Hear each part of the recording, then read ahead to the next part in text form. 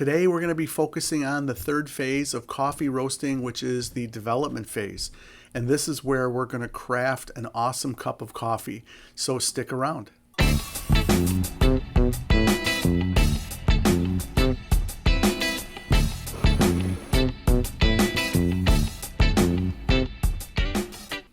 All right, thank you for joining me today. Yes, we are going to focus on the third phase of coffee roasting, which is the development phase. And this is part of a series that introduces the concept of the three phases of coffee roasting to new home coffee roasters. We've already done 3 of these 4 videos. The first video, which is the intro and overarching introduction to the 3 phases of coffee roasting, is my video 3 tips for new home coffee roasters.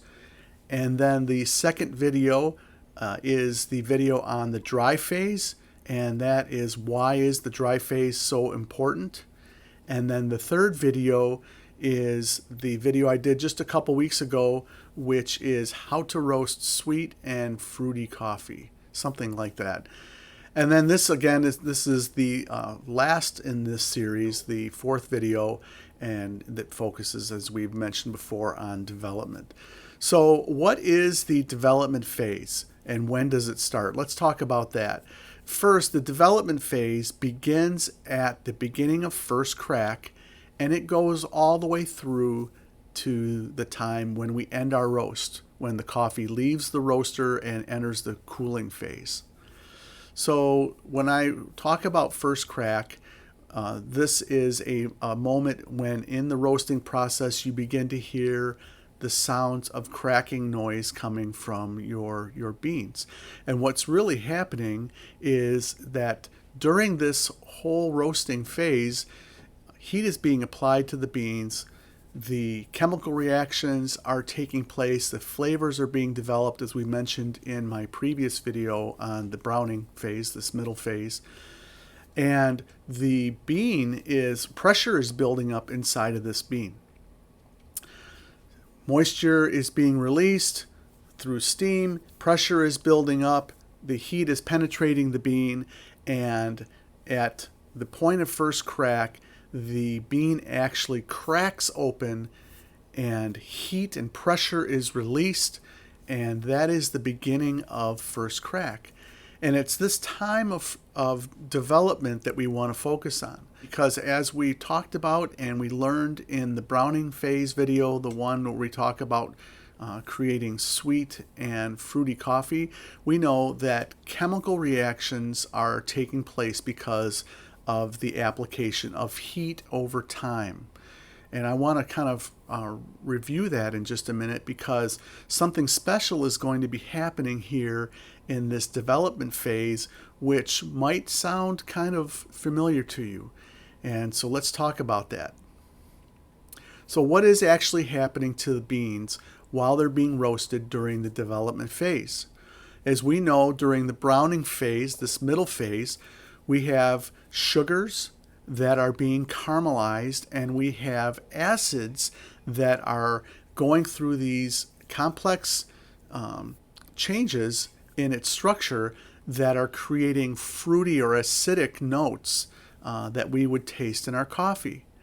And so as we enter the development phase, this third phase, something wonderful is going to happen, and that is that the complex flavors that are being formed in the middle phase are now being formed, continue to be formed in the third development phase, but maybe in a different way, because we have these new flavors that have been formed in the middle phase, and now in this third phase, those changes, those new flavors that have been formed are starting to change and develop into different flavors.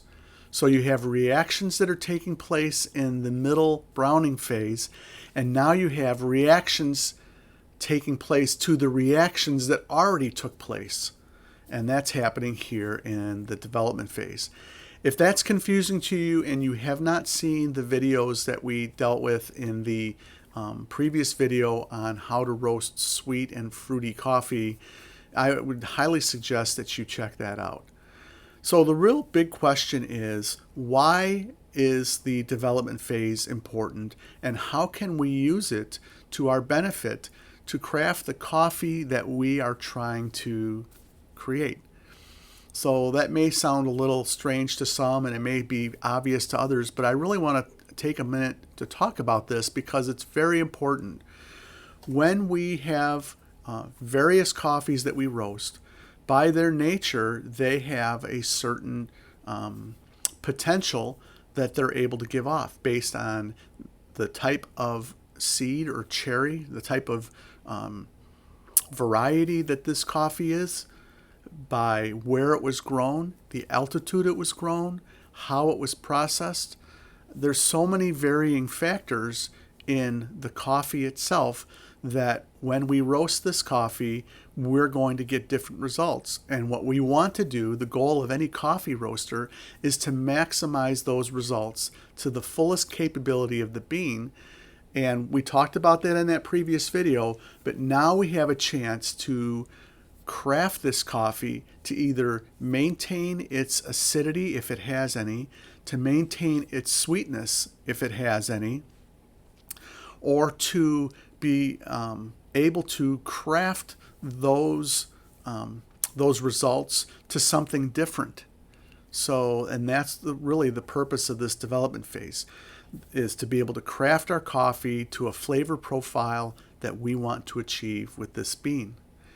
But there's several factors involved in this.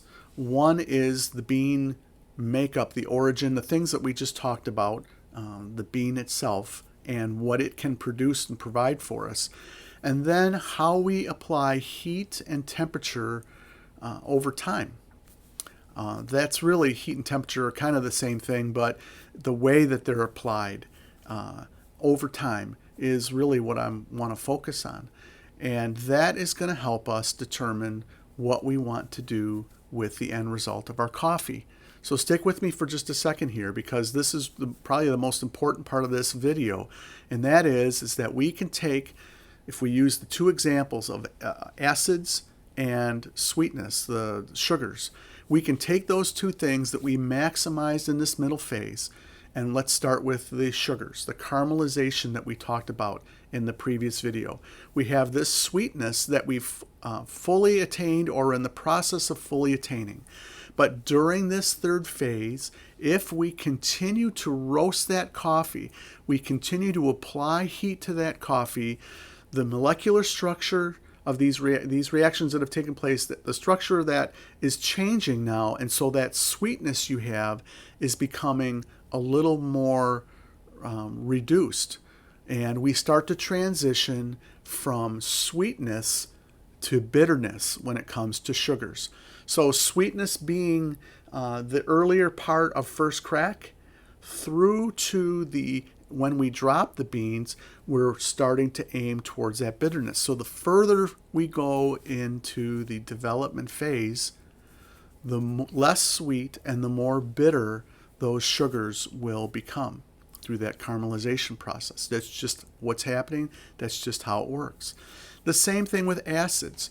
When we have, and I'll use the example of tangerine.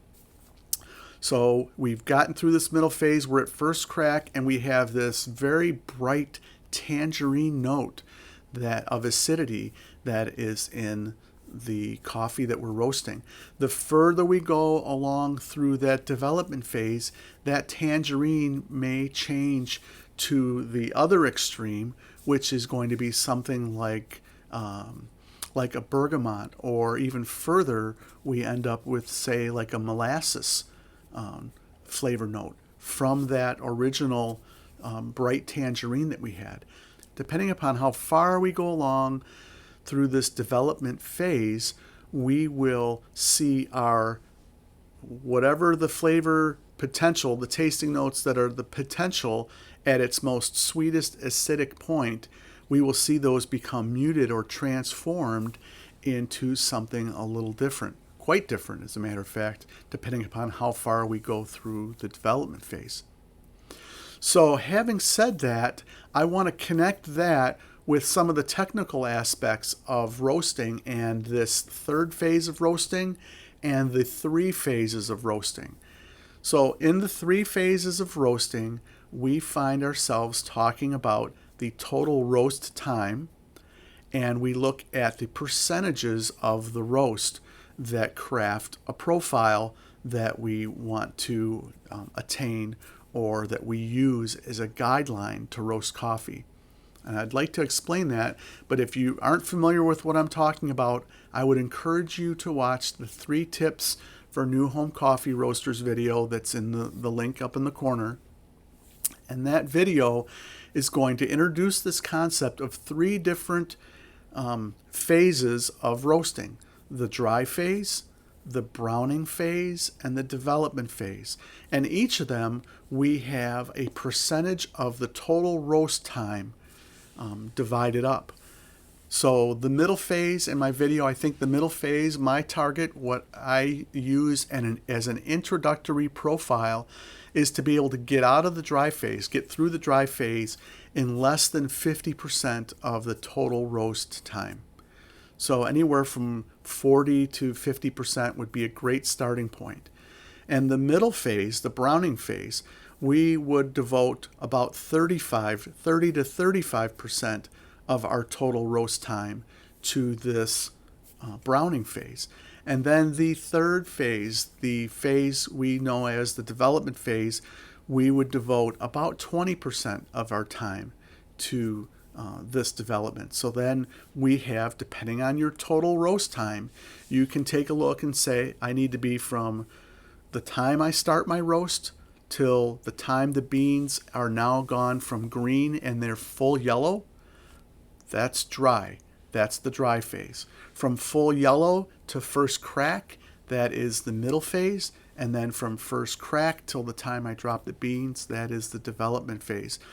So I want to focus on the development phase percentages and time, because there are very well-known authors and experts in this field that have been very vocal on suggesting what the best or most optimal development time ratio, DTR, that there is for this third phase.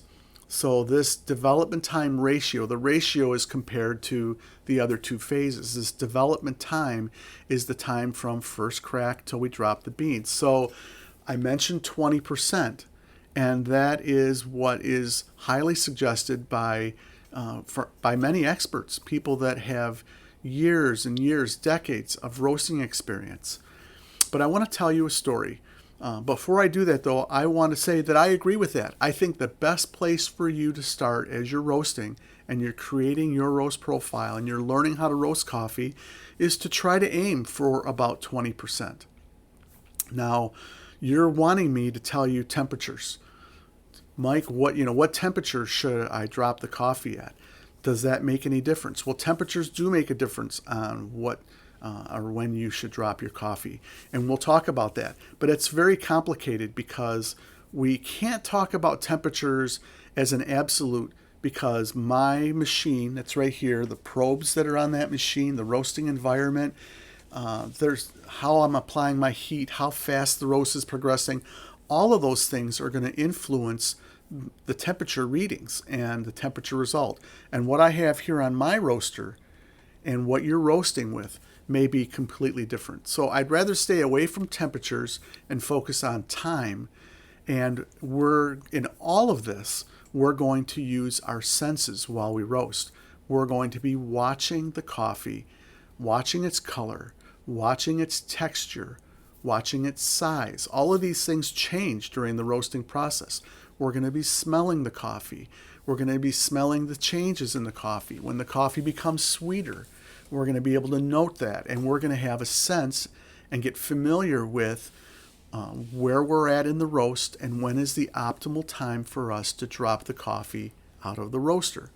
So we have these milestones of events that take place throughout the roast, and when we enter first crack, this is a big signal for us to be very careful and always use our senses while we're roasting the coffee. We need to be eyeing that coffee, and we need to be managing that roast during this entire process. We're not just racing to brown our coffee and have it hit first crack, and then when it looks dark enough, drop the coffee and say, I've roasted coffee. Well, you may have roasted coffee, but you're missing out on maximizing the potential, the opportunities that this coffee offers as far as a flavor profile. So how do we do this? How does this correlate to the development time ratio that I'm talking about? So I mentioned the 20%, and now I want to share a story with you. You could go back in my videos and look, and you'll see me roasting a honey processed Pacamera on a Bmore. It's the video where I did a manual roast with my Bmore, and I used the Pacamera. And you'll notice that I said, I think I roasted it a little bit too far or further than I had hoped. Well, that's the problem I've had with this Pacamera the entire time I've had it. I bought 20 pounds of this Pacamera from Royal Coffee.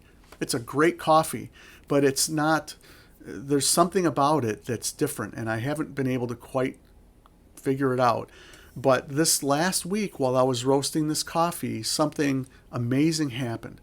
I've roasted 13 pounds of this coffee out of the 20. And each of the 13 pounds, it's always tasted a little too roasty for me. Some of the flavor notes that I was hoping to taste had been muted. And I have a little bit of a roast, not really a char. I actually thought, gosh, it's because it's the honey process and I'm getting some of the char from some of the mucilage that's left on the bean. That's kind of what I was thinking was going on. But this last week, I roasted that coffee, and instead of following my rule, and my rule for 20% has actually changed, and I have it really between 15 and 20% for my development time ratio. So I will drop my coffee anywhere from 15 to 20% of the total roast time. I'll drop it out of the roaster and end that development time. But on this roast, I actually was using my senses, and I said I'm going to break the rules because I've got to try something different to try to eliminate that roasty flavor. And so I was looking at the beans, I was listening to crack and how far through crack I was, and I was smelling, and I dropped that coffee not looking at the percentage of time in Artisan, but I dropped it based on my senses, and it smelled wonderful. And when I looked at Artisan, my development time ratio compared to the whole roast was 11%. Now that may sound really low, and it still sounds low to me, but I looked at the beans, I tested them, I kind of crushed the bean to see how hard it was, and it was brittle. It was roasted all the way through. So that's my point. I checked to make sure that the beans were roasted all the way through, because that's the fear. If you don't spend enough time in development, there's a high chance that your beans won't be roasted all the way through. That's one of the practical purposes of the development time, is to make sure that our coffee is roasted all the way through, because it's not. If you discharge your beans before first crack, you're going to have an underdeveloped roast. If you drop your beans right when first crack starts, there's a high chance you're going to have an underdeveloped roast. So you need to use your senses and pay attention, because you can have a coffee that may have always had this little bit of a roasty note in it that you don't want, and then you may decide to drop it a little earlier than this normal development time ratio that everybody talks about. So the 3 phases of coffee roasting and the percentages I share, and I'm saying this over and over because it's really important, that is a starting point, a great place for you to start when you're learning how to roast coffee. From there, you should tweak. You should change how long you want to spend in the browning phase. You should tweak and change how long you want to spend in the development phase based on the roast profile, the taste, what your end result is. Now, some of you may want roasty coffee, and in this development phase, as I mentioned before, the development phase is a time where you take the most optimal, acidic, sweetest flavors, and the further you go into development, the less of that and the more roastiness you're going to experience and take place. So if you're looking for the roasty flavors, then you need to be able to go further into through the development phase. But here is an important note, and this is something that I haven't shared with you yet in this video, and that is rate of rise. And as we've talked about in previous videos, how fast you're moving through each of these phases is dependent on the rate of rise. That's your momentum. That's your gas pedal that's taking you through your roast. And you want to decelerate. You want to take your foot off the gas when you are going from the beginning dry end, which is the beginning of this middle phase, the browning phase, down to first crack. You need to lower your rate of rise because you need to stretch that middle phase out to get your 35% or whatever percent of time it is that you want. So how fast you move through that phase is going to influence the flavor development that's taking place, the acids and the sweetness, the caramelization process that's taking place. But now we're in this third phase, this development phase, and if you want to take your roast longer or shorter, you're going to use the rate of rise to control that length of time. And so if you want a roast that is that kind of balances the cup and maybe reduces the amount of sugar and reduces the amount of acid, you're going to want to stretch out that development phase, stretch out that time to be able to balance that cup, to reduce some of those acidic or really sweet notes. So what's the best way to target when to do that? Well, we talked about using your senses. We talked about all of those things. Okay, you need to be smelling, you need to be watching, you need to be listening, you need to be doing all of that. But the other thing that you're going to do is you're going to watch your temperature.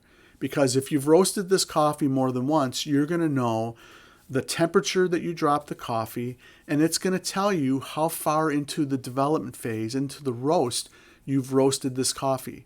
So if it's too roasty, then you're going to want to drop it at a lower temperature. So if your temperature was 402 degrees that you dropped the coffee, and it was a little roasty, then try 400 degrees. And if it's still a little roasty, try 398 degrees. I hope that makes sense, because really all of these things are so important, but at the end of your roast, the temperature you drop this at is really going to determine kind of what's happening, how far into the development phase you've taken this coffee. All right. These are things that are really, there's a big learning curve to all of this, and it's going to take some practice. And one of the ways, as we talk about practicing, one of the ways that we can practice this, obviously, is to roast. You know, I mentioned in a previous video that one of the best things that you can do is to share your coffee experience with other people. And that includes sharing your coffee, letting them taste it, and give you feedback. And that by giving away that coffee, what's the benefit of that is that you have to roast more often, and it's going to give you more opportunities. The other way that you can learn is to watch videos like this online or ask questions. And on this channel, we have a community where we people ask questions, or people ask questions, and I respond or other people respond. And it's a learning process. So we go to different places like the Reddit roasting forum, or we go to some of the Facebook groups, or some of the other coffee forums, or this channel, or some other places where people are talking about home coffee roasting. And if you have an opportunity to ask questions, you can do that. And you can do that here on this channel. As a matter of fact, the best way that you can share your coffee experience and or learn from others is to draw people to this channel, because that's where we're talking and focusing on home coffee roasting. So like this video. When you like this video, that is going to tell YouTube that something good is going on here, and other home coffee roasters are going to see this video show up on YouTube, and they may watch this video, and then they may participate in the comments. So I hope that this video has been helpful for you guys. I really appreciate you watching my videos. There's been a lot of great comments. This development video I've been wanting to do for a while, but I'm still learning. There are some things that I may have missed. There are things that I may have not got perfectly right, but I'm doing the best I can based on my experiences and the things that I've learned and sharing this with you. So I look forward to your comments. I look forward to answering your questions if you have questions. And most of all, keep roasting, keep practicing, and share your coffee experience with others. And that way we will continue to learn, you'll continue to learn, and we'll do it together. So thank you so much for joining me today, and have a great week roasting.